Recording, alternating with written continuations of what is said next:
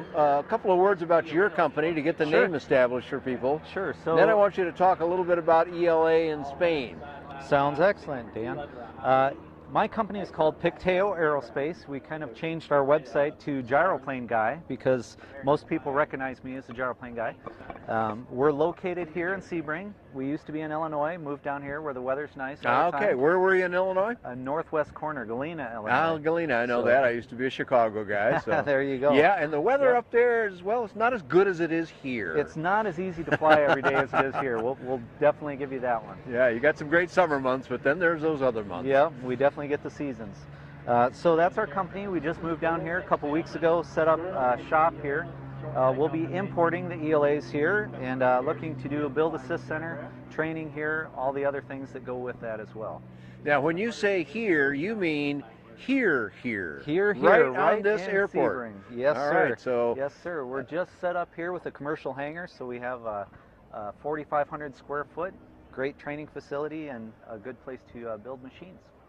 Yeah. all right, so you're going to be right here at Sebring with, and say the name of your company, Picteo, did you say? Picteo Aerospace. Where does the name Picteo come from? I got to ask. Well, I started to get into gyroplanes because of LiDAR, actually. So I started the company Picteo, which was picture, and it was a made-up word, so I wanted people to ask what it was. And then it kind of became Well, a it curse. obviously works. It works, but it kind of became a curse because nobody can spell it. So well, there you go. And So- then we did Picteo Aerospace, who actually owns the aircraft and does the training. And then, I see, okay. and then switched to gyroplaneguy.com because that's easier. Yeah, let's talk a little bit about ELA, which is a Spanish company, and fill in some blanks for me. Yep, ELA has been in business for 20 years. They've manufactured gyroplanes for 20 years, actually, so they are one of the older gyroplane manufacturers in the world. They do have a location in Spain. It's in Cordoba. They have their own private runway that they use there. It's actually a public runway, but they're really the only ones that utilize it there. So great facility, about 30 employees there. Okay. They can produce quite a few machines out of there. The Eclipse, they can do one every 4 days. That's the one we're sitting in here. That's the one we're sitting in currently. It was called the E10 or ELA10, Yes. I guess. Yep, But yep. Eclipse is the memorable name Yes, of it. yes, exactly. The Eclipse 10 is what we're sitting in currently. They also have the other models as well. They have a tandem open, two of them actually, the 07S and the 07, and then they make a junior, which is a 1+1 it's called. So I'm looking to get a junior here because I think it's a nice, more or less single place. It's a kind of a single place aircraft Exactly. that you can Yeah. kind of cram another person into if you have to. Exactly. Huh? Yep. Very nice and light, and the lower cost as well. Well, I sort of like single place aircraft because, you know, if you don't have anybody else to make sure they're happy or enjoying themselves, then you can just enjoy yourself Exactly. very well. exactly. Of course, you can fly this airplane with not a second person in it, but It does anyway, so well. the one we're sitting in is kind of the fully enclosed model. You have a not enclosed model, an open cockpit model as well, but Well, this one actually, attracted my attention just both. because it's so smoothly achieved and Yes, got a it's beautiful interior and It's very, very streamlined. Actually, this comes with the canopy and with the windshield, so we can fly it either. okay. So you either got a way. summer version of this canopy up here. Let's bring this down just for a moment so people can see it, and then we'll go right back up. And they can still hear us very well in here, but Yeah. I want to observe. I'm kind of putting my hand above my hat here that you can't see, but I've probably got 5 or more inches in there above my head. I'm about average height, so they can see me you could accommodate quite a large person back here. Yeah, It's actually, wide and it's this has comfortable. a lot of room in it for a tandem. You could eat a couple more hamburgers than I've eaten and still fit back here pretty well, I think. Absolutely, absolutely. And it's a huge visibility, but you've got an opaque finish to the interior of the canopy here that would keep the hot sun right off your head. Yep, Which you're going to enjoy down here in Sebring, Florida. definitely works well that way. But, so what we're in now is a fully enclosed tandem, but Yep. you've also got a windscreen Yes, yeah, that actually, you could take. How hard is it to get this canopy off, Chris? it's about 5 minutes. It's two That's it? screws on the left, and then that shock absorber right Oh, on yeah, the left side. Right so, to my over my left shoulder here. yeah, we So pop you- those off, and then it's 5 screws to put the windshield on. So typically about 10 minutes total to put it on. And, Wow, cool. it So you can just go pops both on. ways with this one then. Yep, absolutely. You'll be wanting to use some of that down here in Florida Oh, in the warm yes. months. You'll want it wide open, but you know, some days are a little Yep. cooler. Or when you're going cross country, I presume it'd be nice Absolutely. to have the full enclosure. Absolutely. Yep. Okay, you can bring it back up again now. get the air conditioning going again for us here. There we go. I'll help you with it. But yeah, so that's beautiful. Tell me a little bit about how this, well, let's go a little bit into your background so we establish some credibility for everyone. Sure. What's your gyro background, Chris? Well, my gyroplane background, I started about 5 years ago, but I have flown quite a bit. I fly about 800 hours a year. Wow. And a couple hundred hours in fixed wing a year, so a lot of time in the air. Gyroplanes, I've flown 24 different yeah, models. that's a lot now. of hours. Most pilots can appreciate it's that. a lot of doing some hours. flying. It definitely helps with comfortable seats. So I'm a CFI, commercial, and I'm also an examiner to the highest level. I have the contract to train the FAA in gyroplanes. I've been doing that for 4 years now. Have you now? Okay, and that's I was cool. a test pilot for gyrocopter, and I've also flown the other jump takeoff, the air and space, and a few other gyros as well. Oh, wow. Okay, so there's some real solid credentials.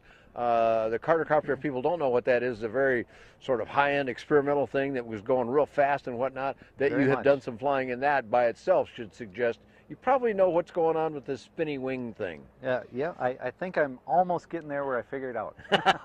Almost.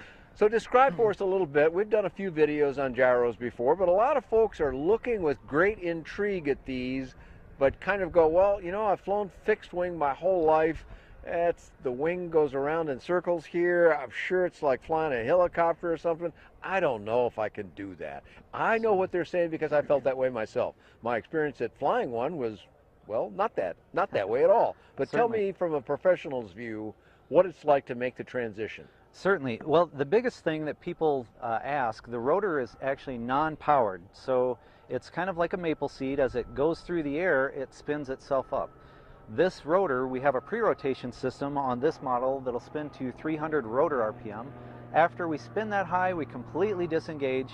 We're dragging the rotor through the air, and the rotor will spin whatever it needs to spin to lift whatever it needs to lift. After that, we're in complete auto rotation from the second we leave the ground until the second we land. So with that, we can do some things that other aircraft can't. We actually don't have a stall, because if we have altitude, we can descend. We still have air going through the rotor like a parachute. Or if we're moving forward, air is still going through the rotor. So regardless of what we do, we can stop, we can back up, we can vertically descend, we can go forward. We can cruise in this guy about 115 to 120 miles an hour. So is that right? Relatively fast. That's a pretty in this fast guy. cruise, yeah. Very Most much people so. think these are kind of slow. Yeah, this guy, I've actually done some cross countries, flew it from Illinois down to West Palm Beach down here, brought it to Sebring, and I just sold it to a guy in Albuquerque, New Mexico. So a lot of So cross you're going to country get some in this flying guy. in this guy. Absolutely, Okay. absolutely. Let's say a 1,000-hour fixed wing pilot, ready to learn, but experienced only in fixed wing, comes to you and says, what's it going to take me to learn how to fly this thing, Chris? What would you tell them? Most of the people, depending on their skills, most of them can transition in about 10 hours to the sport pilot level. Okay. The biggest transition is our rotor. So until our rotor is creating lift, we don't have a wing. That's the biggest difference for that. Flying, they do quite well. They don't understand that we don't have a stall, so zero airspeed is, you know, that's a tummy tickler right there. It seems fearsome, but it's exactly not so fearsome. Once they understand we're able to do that, not a big deal at all. For the sport pilot level, it's a very easy transition, typically 10 hours again, and then a second CFI can do the proficiency check ride. Okay. So not even the need of an examiner like myself. All right, so you're going to do that right down here. You're going to sell the product out of here, I understand. Absolutely, but particular training airport is, we're on, but is you're our going to do key training as well? Absolutely. Okay, so Yep. it's a nice place to come, you know, most of the year. It says weather that the rest of the country envies. Yes. And you can operate all year long here. Yep. You'll probably want to use some summer windscreen in those hotter months, but you've got that as well, so people can come down here and get training from you. Yeah. You go to shows and whatnot. How often are you going to be able to do training? All the time, actually. So we have You a got team some other of people. instructors and yeah, stuff? Yeah, we're bringing up some new instructors as well. But we have food on site here, great restaurant. We have a hotel on site, so everything is kind of surrounding this area.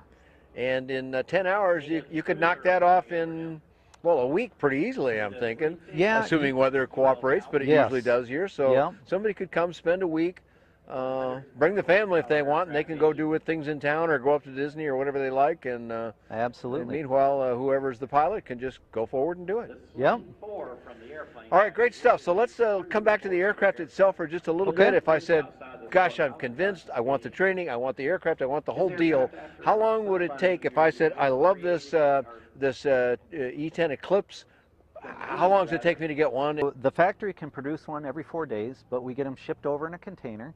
Most of the orders we can get fulfilled to Sebring here in about 10 weeks.